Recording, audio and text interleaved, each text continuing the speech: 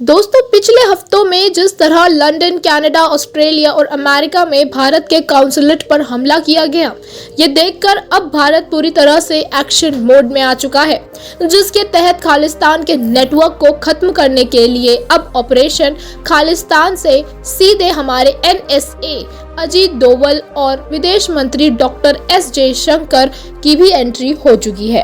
जिसके तहत भारत प्रो खालिस्तान संगठन और समर्थकों पर काफी बड़े कदम उठाने जा रहा है। और इसी की कड़ी में अब भारत ने कनाडा को भी निशाने पर लिया, जिसे खालिस्तानी अलगाववादियों का सबसे बड़ा गढ़ माना जाता है। दरअसल दोस्तों, हम सभी जानते हैं कि कनाडा पिछले कुछ सालों में खालिस्तानी एक्सट्रीमिस्ट का सबसे बड़ा सेफ हेवन बन चुका है, जहां पर चाहे हिंदू मंदिरों पर हो रहे हमलों की बात हो या फिर खालिस्तान रेफरेंडम की सारी भारत विरोधी गतिविधियों ने पिछले कुछ महीनों में काफी रफ्तार पकड़ी और कैनेडियन सरकार इन्हें रोकने में नाकाम रही, जिस पर भारत अभी तक कनाडा से बातचीत कर रहा था और अपनी नाराजगी भी जता रहा था। लेकिन जब अमृतपाल सिंह की गिरफ्तारी के बाद खालिस्तानी समर्थकों ने भारत के काउंसलेट पर कनाडा में हमला किया, तब भारत के सब्र का बांध टूट गया, क्योंकि हम अभी तक यही उम्मीद कर रहे थे कि आज नहीं तो कल कनाडा भारत को अपना एक मित्र देश मानते हुए इन खालिस्तानी संगठनों और समर्थकों पर कोई ना कोई कदम जरूर उठाएगा। लेकिन भारत की इस उम्मीद को नजरअंदाज करते हुए कनाडा भारत विरोधी तत्वों को पनाह देता रहा। लेकिन अब भारत के डिप्लोमेटिक प्रीमिसाइजेस पर हुए हालिया हमलों के बाद भारत ने कनाडा के खिलाफ अपना गुस्सा जाहिर करते हुए भारत में मौजूद कैनेडियन हाई कमिश्नर को तलब कर लिया और उनसे काफी कड़े शब्दों में जवाब भी मांगा।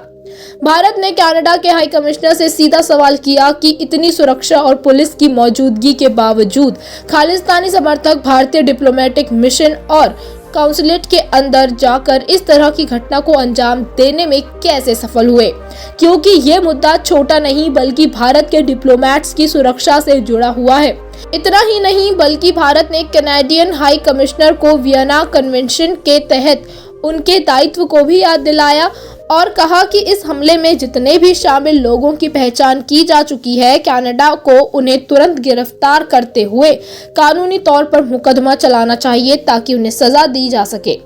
भारत की तरफ से इतने कड़े विरोध और अपने हाई कमिश्नर को तलब किए जाने की घटनाओं को ध्यान में रखते हुए अब कैनेडियन सरकार यह बात अच्छे से समझ चुकी है कि वो भारत के डिप्लोमेट की सुरक्षा को नजरअंदाज नहीं कर सकती, क्योंकि ये भारत और कनाडा के बीच में एक गंभीर विषय बन सकता है, जिसे भारत ना तो हल्के में लेगा और ना ही इसे जाने देगा।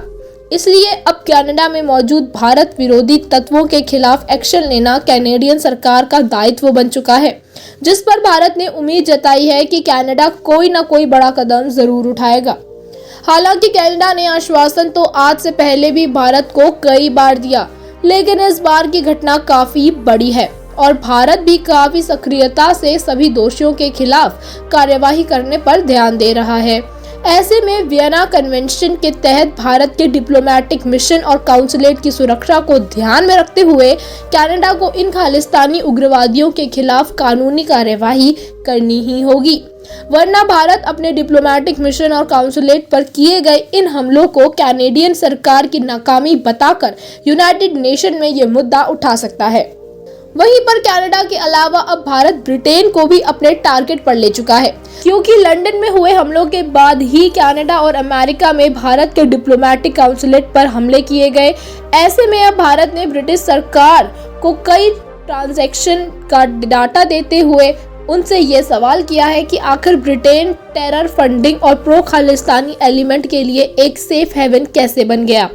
जहां पर सिर्फ खालिस्तानी आतंकवादी ही नहीं बल्कि भारत में मौजूद कई सारे क्रिमिनल भागकर जाना पसंद करते हैं, जो ब्रिटेन की पॉलिसी को लेकर काफी बड़े सवाल खड़े कर रहा है कि आखिर एक देश की असामाजिक तत्वों को पनाह देने का क्या मतलब है, जिस पर कड़े कदम उठाते हुए अब भारत ने FATF और UN office on drugs and crime को अमेरिका, ब्रिटेन, कनाडा और ऑस्ट्रेलिया जैसे देशों में प्रो खालिस्तान एक्टिविटीज में देखी जा रही बड़ी बढ़ोतरी के बारे में जानकारी दी।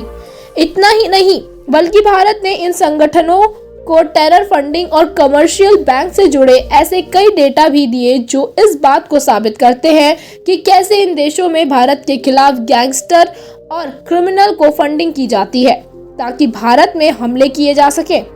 वहीं सामने आ रही लेटेस्ट रिपोर्ट ने इस बात का भी दावा किया कि भारत FATF में ब्रिटेन के खिलाफ एक ऑफिशियल कंप्लेंट कर सकता है, क्योंकि ब्रिटेन में खालिस्तानी फंडिंग खुलेआम की जा रही है, जो इस बात को दर्शाती है कि ब्रिटिश सरकार और अथॉरिटी इनके खिलाफ कोई बड़े कदम उठाने में रुचि नहीं ले रही, जो भारत की राष्ट्रीय सुरक्षा के लिए अब तक